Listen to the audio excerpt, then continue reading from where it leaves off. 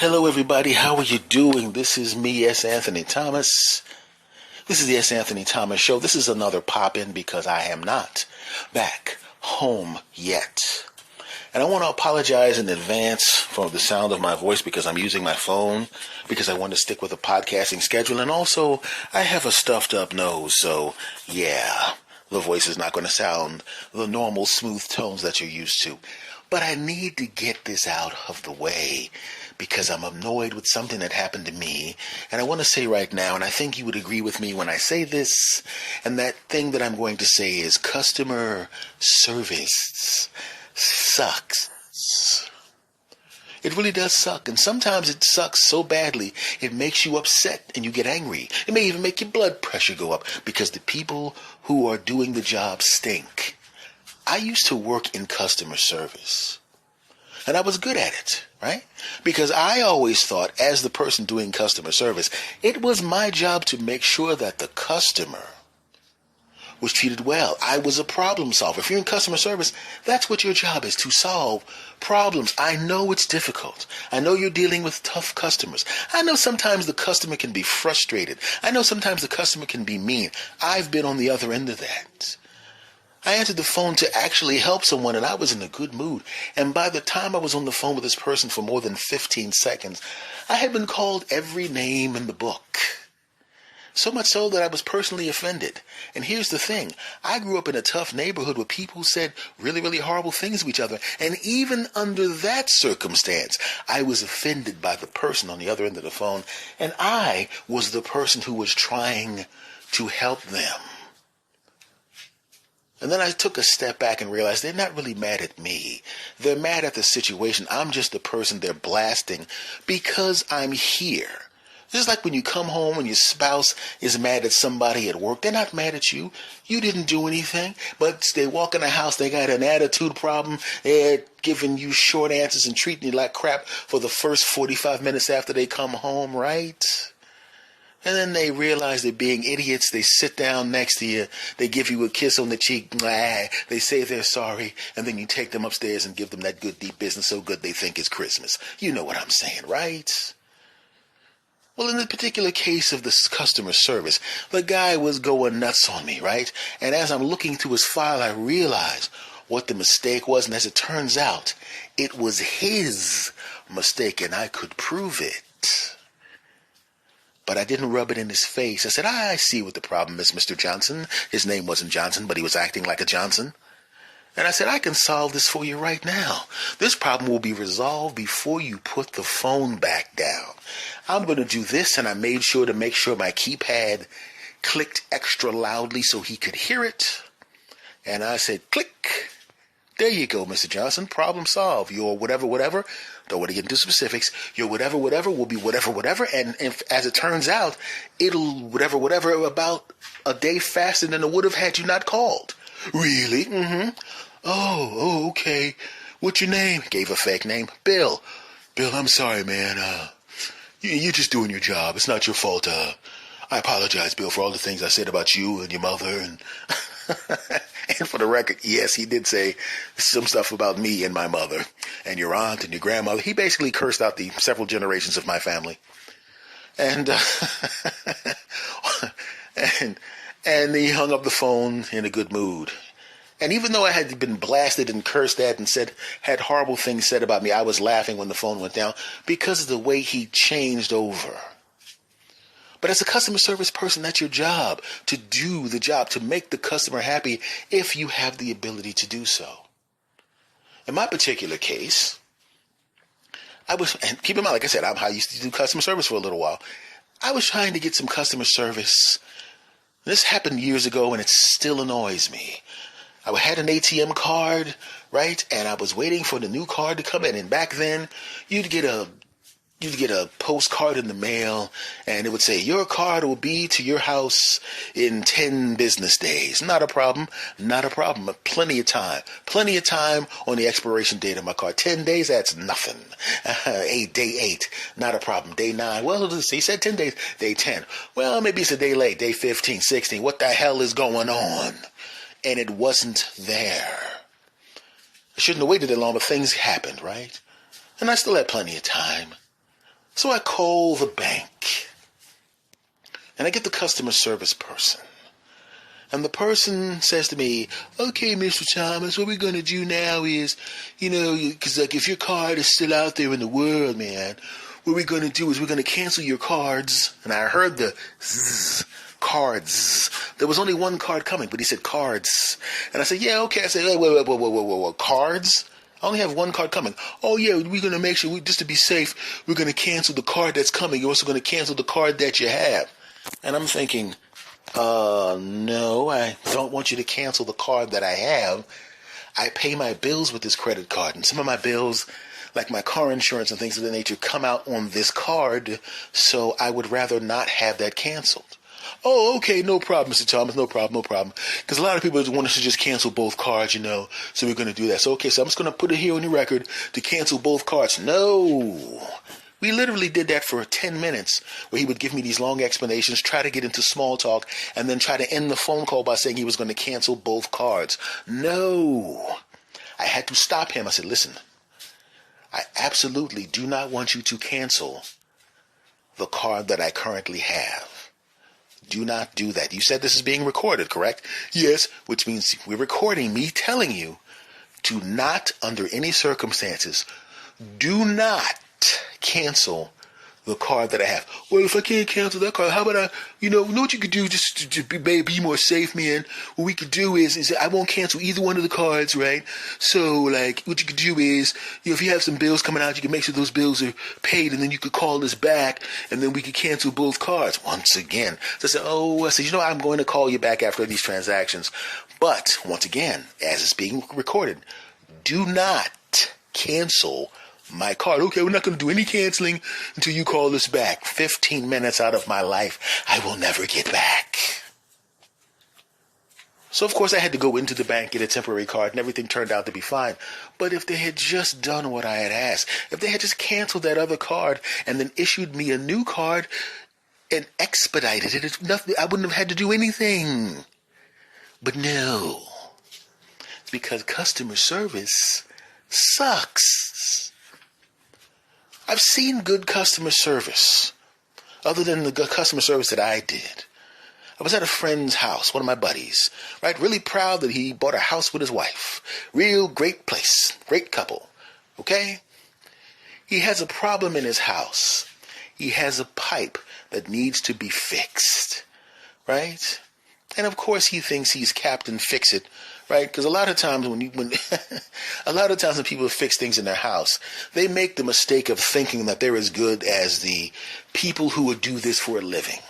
As a comedian, as a professional comedian, I've heard many, many times, even when I used to teach comedy classes, there would be many, many times and I'd hear somebody go, well, Bill's really funny at the office, and Bill's really funny at the job, and Bill's really funny with the people and the thing and the stuff. He could be a comedian, and I have no problem with someone wanting to be a comedian.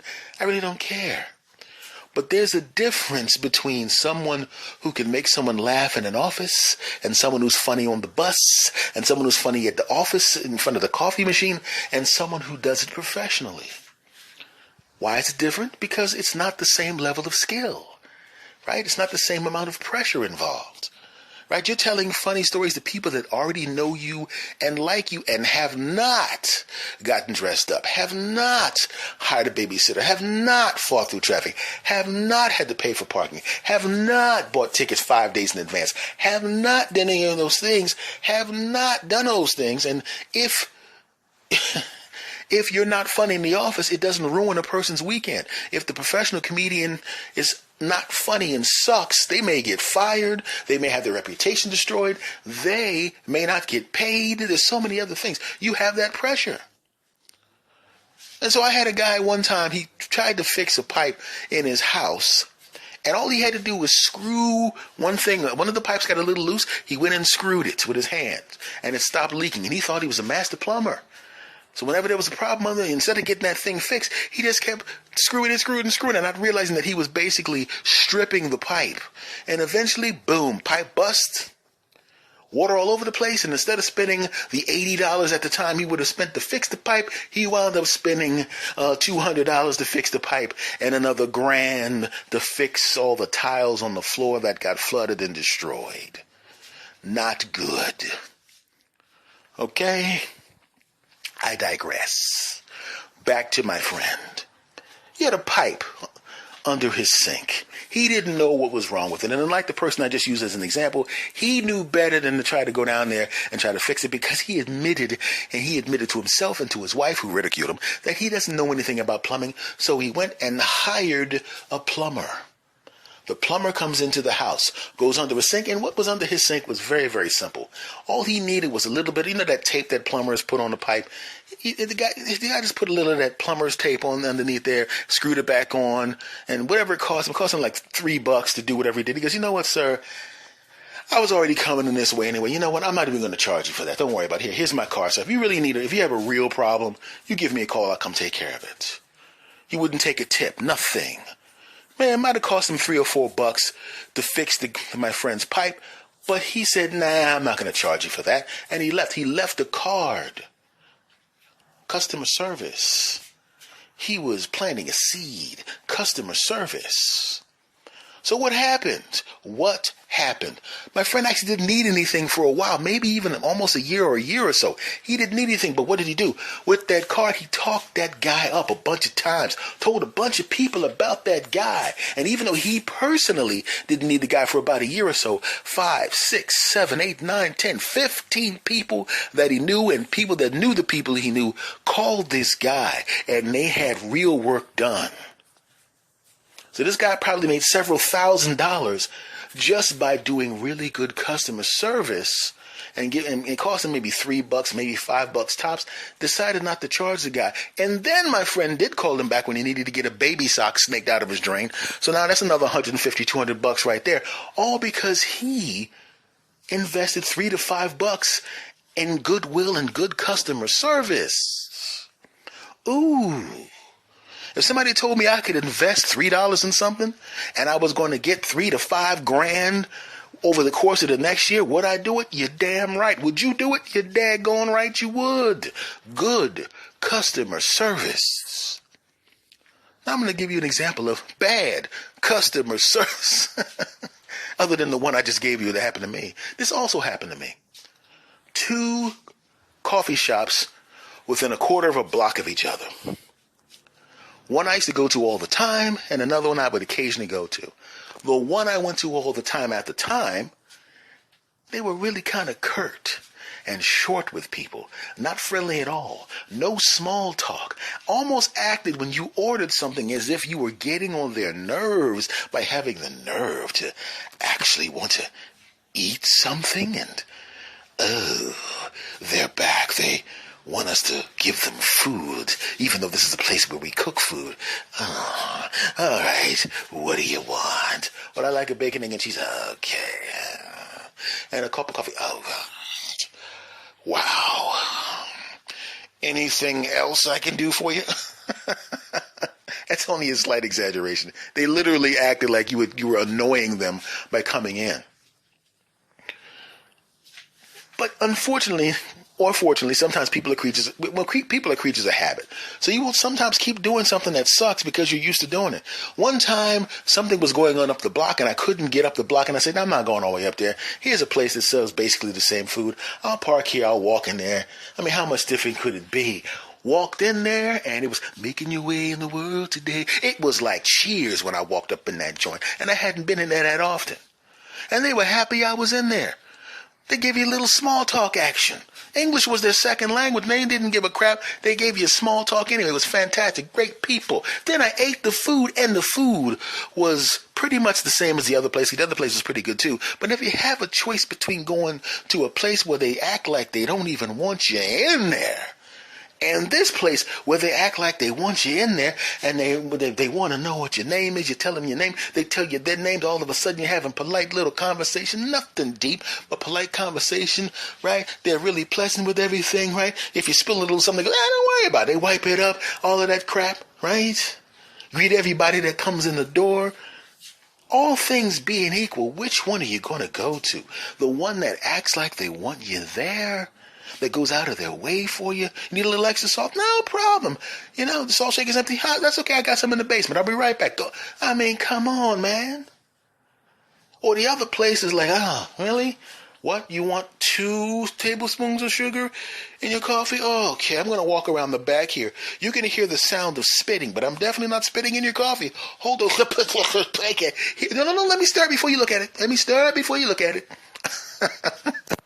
All right? So which place are you going to go to? The place with the good customer service. That's why I don't like it when customer service sucks. Customer service shouldn't suck. Right? I don't think I do pretty good customer service back in the day. I haven't done it in a million years, but I think I did pretty good. And even though you who are listening to me, you're not customers, I consider you more of an extended family. I think I treat you pretty well, don't I? I mean, I let you listen to these golden tones. That's self-serving, isn't it? Shut up, punks. Anyway. Well, folks, I just hope that if whenever you go and do something that you don't have to deal with bad customer service, because it really, really sucks. And I was just annoyed that I had to deal with some bad customer service. And I hope you don't have to deal with that. But I would like to ask you a favor, seeing as how this little podcast popping is over. If you've gotten this far, and you did, do me a favor, my friends. Rate and review this podcast. 5 stars, please. And if you haven't subscribed, please do. If you're listening to this on Spotify, please follow. Come on now. And if you see me post links to this podcast episode or any podcast episode on Twitter or Facebook or wherever the hell you follow me, maybe Instagram or whatever, please retweet, reblog, whatever that crap so other people can hear this. I would appreciate it. And if you know someone who has great taste in podcasts, and you think they would like to listen to this podcast because they have great taste in podcasts, please recommend this podcast, The S. Anthony Thomas Show. Okay? Love popping in because I love talking to you, my friends. And I already know that I'm going to love talking to you next time because the other 16,445 billion times I've talked to you, I've loved every second of it.